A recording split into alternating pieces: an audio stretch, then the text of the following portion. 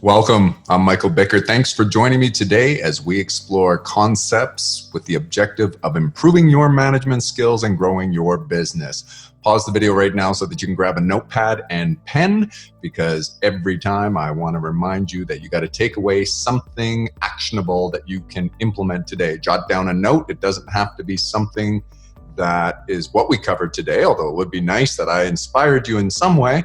But often what happens is that your mind will be stimulated by discussing your business or imagining things in your business. And that's when I want you to pause the video and make a note, and then afterward, implement something to improve your business today. All right. Today I wanted to talk about marketing. Specifically, I wanted to talk about the return on investment for marketing. So in some way, you have to communicate your value, your product or service's value, the value of your product or service to your customers. And that communication is known as marketing. And there are, of course, many different ways that you can engage in marketing. There's traditional advertising, digital advertising, and the list of the various types of traditional and digital advertising go beyond the scope of this video. They are many, and there's a plenitude of ways in which you can communicate. But just generally speaking, there's advertising, and then there's content marketing, where you'll create content to be consumed by prospective customers, and over time, those prospective customers who enjoy your content may decide to convert onto your website and learn a little bit more about the products or services that you offer. And there is, a sales process that's very hands-on, and then there's more virtual, passive sales processes. But any way that you communicate your value message, your unique value proposition to your prospective customers in hopes of converting them into leads, nurturing those leads and converting those leads into actual revenue, that is what we know as marketing. That's what we call marketing. So it's really critical that you begin measuring the return on your investment of marketing. And now when we talk about investment, of course, you can always invest money, and often that's what we're talking about when we refer to return on investment. And in terms of marketing, you may actually be engaging the services of a marketing agency, someone like us, or you might be spending money on advertising sources such as Google AdWords or in YouTube, on Bing. There's a lot of different ways, of course, on Facebook advertising. There's a lot of different ways that you can invest financial capital, money, into advertising and marketing. And you may be paying someone on your team, an in-house team member who is representing your marketing and doing that. It may be something you're doing yourself. You can look at the investment of time or money separately. And what we're going to discuss today, the way that I think it's critical for you to measure your return on marketing investment, can be measured in terms of time invested or money. I'm going to recommend right now that you assign a value to the time that's being invested, especially if it's your time, and then convert everything over to a financial investment. And then you look at things from a financial perspective. And that's a healthy exercise, because often we spend a great deal of time, we expend a great deal of that time, that limited resource known as time, and we forget about that, or we don't assign that value to it that we would if we were spending money. If we were draining capital out of the bank account, that's something that really catches your attention, that expense. But when it's your time, so often, especially entrepreneurs and business owners, they just invest more and more time, and they take up more and more of their day, and they work longer and longer hours, and they don't assign a value to their time as a resource being invested, and then measure the return on that investment. So today, that's maybe something you should jot down, as what value do you assign to your time? Now, if you also receive exchange of monetary value for your time, because you are some kind of contractor or service provider, and you don't just hire others to do the work, but you do much of it yourself, then maybe it's easier for you to figure out, like maybe you're getting paid $50 an hour, $100 an hour. Sky's the limit. I'm not sure in your instance what it is that you charge for your time. But if you are already charging for your time for a service, then maybe you can look at the time that you invest in other parts of your business, management, and in today's topic, marketing. Like maybe you're doing your social media posts yourself as opposed to having someone else do it. You have to realize that whatever it is that your time is worth, that's how much you're paying to have that done. So let's say for the simplicity of math, that we use $100 an hour as what your time is worth. That's what you are exchanging your time for your other services. And then you're sitting down at the end of the day and you're doing some social media posts, or you are designing an ad, maybe you're designing a banner for your website. Then you need to track the time you're spending on that and assign that same value, that $100 an hour, because arguably you could be investing that time into that thing which you do best, which is your service that you provide. Presumably. Now, maybe that you're better at marketing than the services you provide. In that case, you should hire someone else to do the services you provide, and you can invest more of your time in marketing.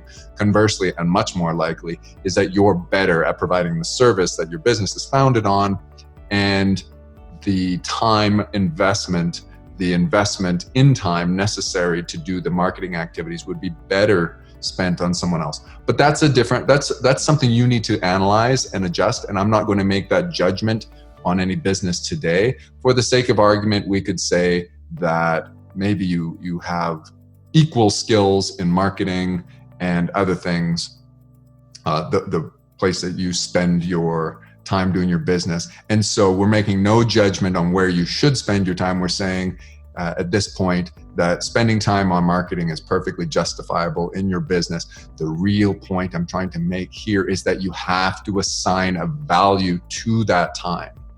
Okay. Now it's maybe a little more difficult if you aren't used to exchanging your time specifically for money, and then you have to sit down and put a value on your time. And so many entrepreneurs sort of take the leftover money. It's kind of like once you pay your employees and everything, it's like whatever's left over in profit becomes your income. And I would say that's not the ideal way to handle your accounting. Instead, you should figure out the value of what those tasks you do are and what the market value of those things are. Let's say, for example, you say, well, I'm the manager of my business. Well, what would it cost you to hire a third-party manager? And that's what you should assign as value. And you should pay yourself that amount of money, even if it meant that exceeds what you can afford to pay yourself. Because then in the books, in accounting, you would show a loss, but that's fair. At least you would have an understanding that your business is not viable with you doing everything. And that's not uncommon, at least in the short term, especially in the earlier years while you're building your revenues, while you're building your customer base and everything. But I've kind of gotten a little off track here, but this is really important for you to understand. You have to assign a value in order for you to measure the return on your investment. So convert your time or someone else's time into money. And of course, if it's an employee that you're paying to do your marketing, that's an easy thing to do. But if it's, another stakeholder, maybe a business partner who's doing the marketing exercise, you have to do the same thing that I was just recommending for that person. You have to convert the time that they're spending into a money metric. Okay. So there are three ways. There's a three-pronged approach to measuring return on investment when it comes to marketing. And that's what I want to recommend to you. So please jot this down if you don't know this. The first one has to do with quantity. The second one is quality. And the third one is efficiency. So we're talking about return on your investment. What is the quantity? We're talking about the quantity of leads that we generate.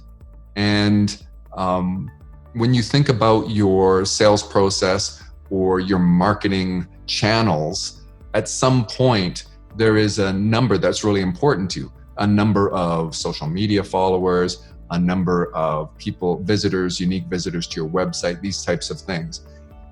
How do you define lead for your business? And that differs from one to another. So when we talk about quantity, what I'm really referring to are leads, the quantity of leads, the number of leads that you have, because it is a numbers game. And what we refer to as a closing average or a conversion percentage, we're going to convert a percentage of those leads into revenue. And we're going to convert, or we're going to close a percentage of those leads as sales. That's saying the same thing in different ways. And so if you realize that, you then determine, well, the more leads I can get, then the more that'll just directly impact revenue, assuming that you can handle a greater capacity of leads. Of course, there is a point where your ability to handle leads effectively and with a good customer experience may diminish, and then you'll have to increase those capacities. But the first thing in the three-pronged approach is quantity, how many leads. And so let's move on to number 2. The second one is quality. What we're looking at for quality isn't just the number of leads. What I always use as an example is if I had unlimited financial resources, I could get a huge amount of leads. And, or a better example, I'm getting ahead of myself here. A better example would be if I was prepared to be dishonest and not transparent about the quality or the value of product or service I offered, then I could generate lots of leads. That's sort of a bad way to look at it, but it illustrates the point I'm trying to make, which is leads in terms of quantity in and of itself. In fact, any of these 3 metrics measured on their own is insufficient in giving you the information you need to make reliable decisions, reliable management decisions. That's why there's 3 prongs, and each of them are very important. So we were saying that if we didn't care about the quality of leads, we could easily drive up the quantity. You could somehow offer contests and all sorts of things to drive more contact information that you would consider as leads. But if they were quote unquote garbage leads, if they were not quality leads that had a reasonable chance of converting to revenue as closing as sales, what's the good of that? That's why looking at quantity by itself is insufficient. So you have to introduce quality. So how do we measure quality? What would the metric look like? It would be the number of leads that convert to revenue, the number of leads that close as sales. Okay, so the quantity metric, the first prong, is going to be measured as just a straight number. 10 leads, 100 leads, 1,000 leads, just a number. The quality metric will be measured as a percentage of the number of leads that convert into sales. So if you had 10 sales from 100 leads, your percentage would be, of course, 10%. You divide the number of sales by the total number of leads. So it becomes leads, or rather sales per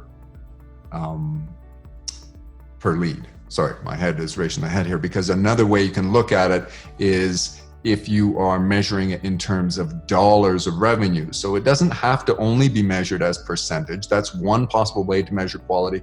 You can also measure quality in terms of percentage of, so dollars of revenue generated divided by leads. So you might have, and that's a quality metric. So you might have $1,000 of revenue generated per 100 leads. And then of course you could strike out some of the zeros and boil that down. So we have quantity, which is the number. Quality will be measured probably as a percentage, the percentage of leads that result in revenue being generated get closed as sales. And we also said you can measure that as the amount of revenue divided by the number of leads. I'm going to recommend the percentage because it maybe get a little bit confusing when we go on to the third one, which is efficiency. That's where I really want to introduce the concept of the amount of revenue. So what we're looking at in terms of efficiency is the amount of your investment in marketing divided by the amount of revenue you generate from marketing divided by the amount of investment you spent in marketing. So let's say, for example, you spent or you generated $10,000 in revenue on $1,000 spent on marketing. So you would have 10,000 divided by 1,000, you would have an efficiency rating of 10. Okay, so both the numerator and the denominator are dollar figures in the case of efficiency. You're looking at what is the overall amount of revenue generated or sales generated divided by the total amount of money that you invested in marketing. Now, this is where your time invested has to be converted into a dollar figure to make this make sense. Now, you could at this point say, no, I'm going to use time. If you were the only expense, the only resource you were investing was in fact time, then you could have this efficiency rating based on time. You could say that what amount of revenue or what dollar figure worth of sales do I generate per hour invested in marketing? And that would be completely legitimate. And if your operation only had you or one person, one stakeholder investing time, then that's something that you could do. It's also a fourth way you could measure it. There's nothing wrong with saying I'm going to boil down my efficiency into a financial-based metric ratio of revenue based on revenue generated per dollar invested. And you could also do it based on revenue generated per unit of time, per minute, per hour, per week, or whatever. But to keep things simple, I hope I'm not losing any of you. This isn't complicated stuff here, but I may be rambling on a little bit and trying to make sure I cover all the bases. To keep things simple, I recommend you start by just making it a ratio of the total amount of revenue generated divided by the total investment. And as I was saying, that's why it's critical to make sure that we're measuring your investment in dollars, and you have to convert the time you spend into dollars, like dollars per hour.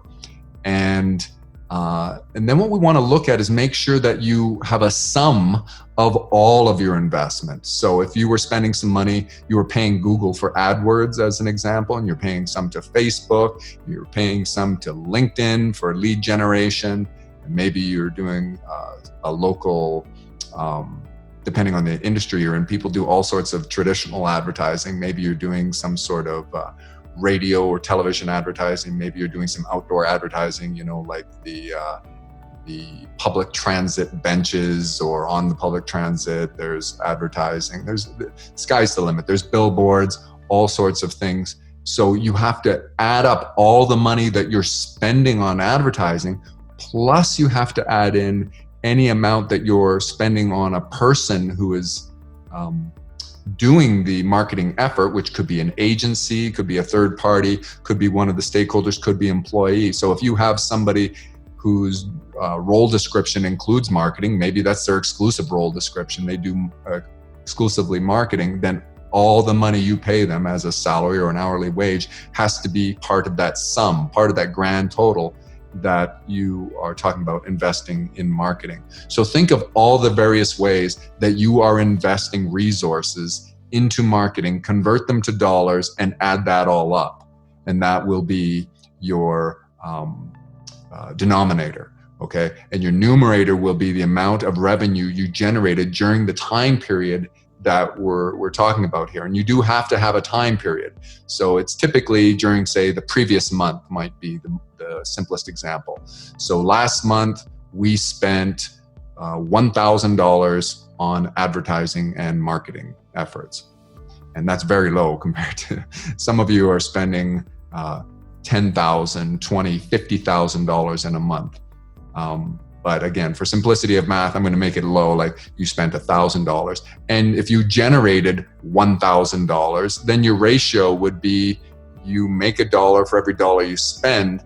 And that's not a very healthy ratio. But let's talk about that for just a moment, which is marketing efforts tend to have a bit of a synergistic effect or cumulative effect over time, where you get a better payoff the longer you're doing something. And so don't be too discouraged if in the beginning you find yourself investing at a very low ratio. In fact, you might be losing money. You might find that you're investing $1,000 of resources into advertising and marketing, and you're only generating $500. Now that's unsustainable. That's not a viable business model forever, but it's something that you may build into part of your projections if you're new in business, if you have a new business or even a new marketing channel. You might say, well, I'm going to explore a new target market with a particular type of advertising, and I want to see that. And you will find that the ratio improves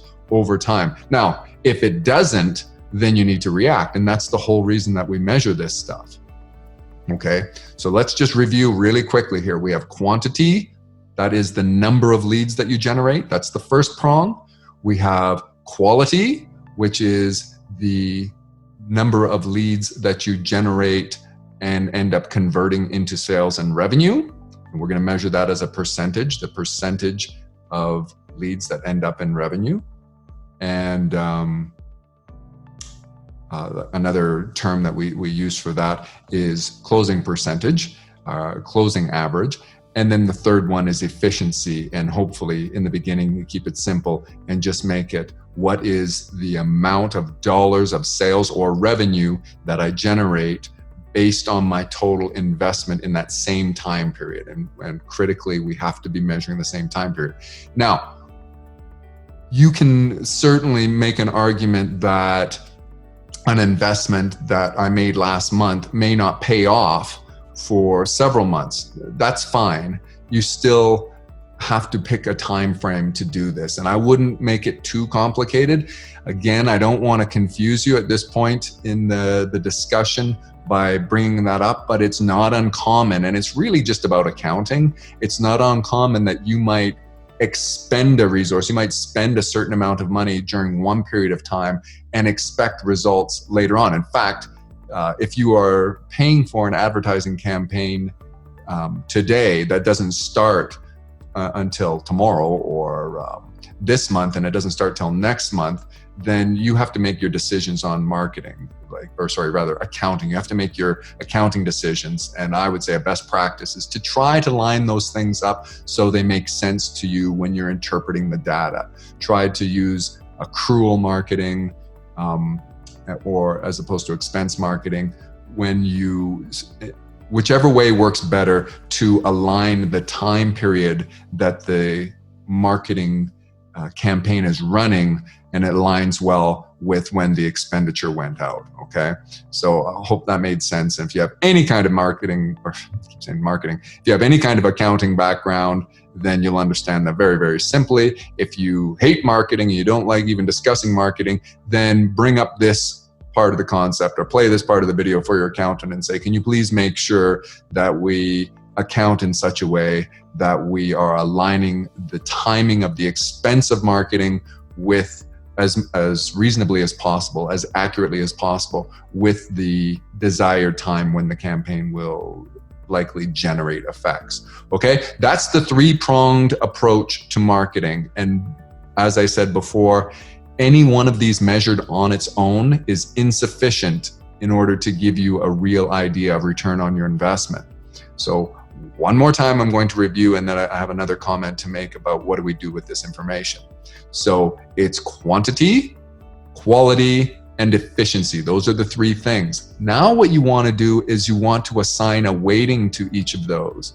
Like if you think that, well, at this point in my business, the thing that's most important to me is generating a quantity of leads, as many leads as possible, you might want to weigh, say, of the three, instead of 33.33% weighting on each of those three prongs, you might say, well, I'm going to rate 50% on quantity, and then quality and efficiency I'll rate at 25% each because they're equally important to me.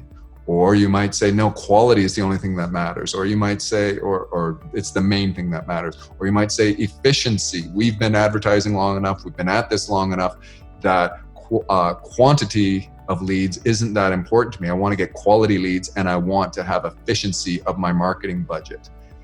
And those things give you different feedback. Hopefully it's obvious to you. Maybe while I'm prattling on here, you haven't had the time to think about where each of those three things gives you data, gives you information to analyze that will take you in a different direction when you go back and make your management decisions and strategies.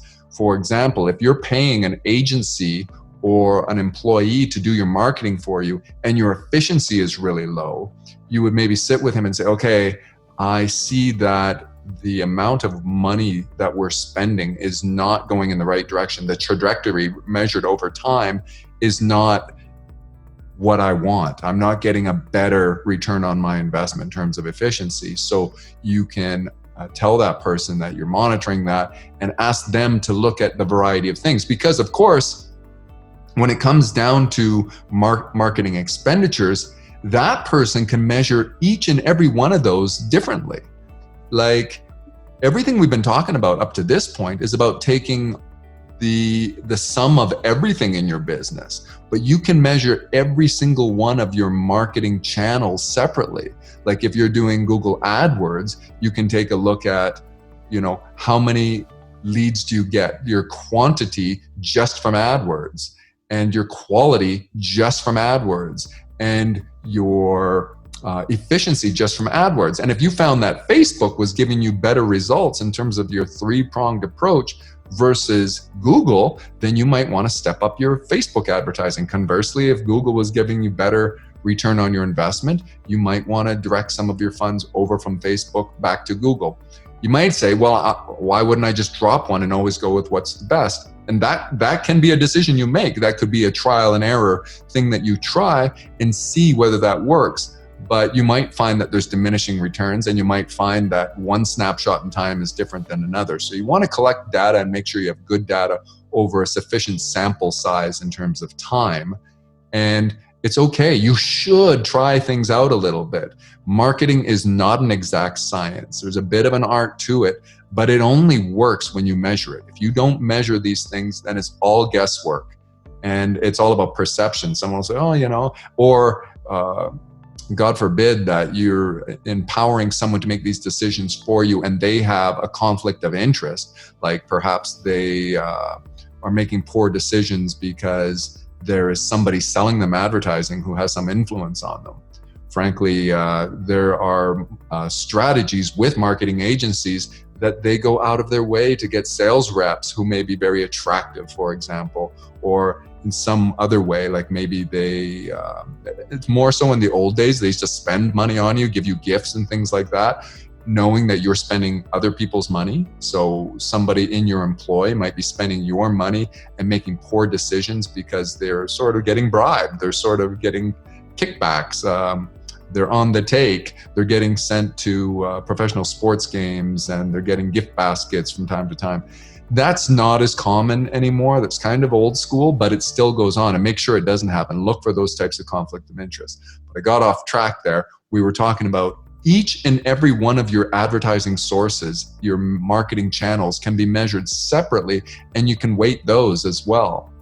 And so you can see, you can have some real fun with this. You can dig in a little bit deeper. If you're not doing any of this, that's usually the people I'm talking to who haven't even got started on this, then you're making a critical mistake and you're probably wasting a lot of money in your business. Marketing can just be a thing that bleeds you with lots of money going out, and it may just be boiling down to your perception. Well, we've always advertised in this particular magazine or this neighborhood